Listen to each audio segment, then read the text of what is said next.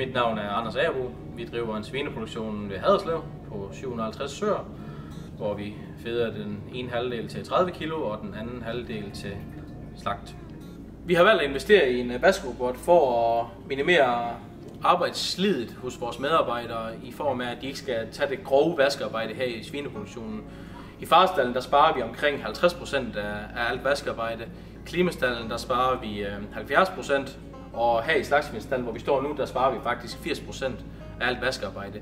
Det giver os både en arbejdsmiljømæssig fordel, men også en økonomisk fordel i, at vi ikke skal bruge lønomkostninger på det hårde fysiske arbejde i stedet for.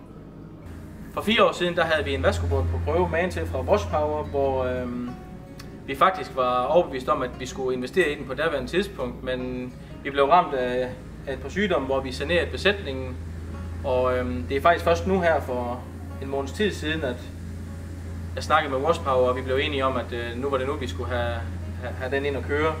Og nu har vi kørt med den en måneds tid, og vi er faktisk utrolig glade for den allerede. Og efter alt opsætningen, som Washpower har været en god sparringspartner i omkring, har vi fået den til at køre super. Så det er vi meget glade for.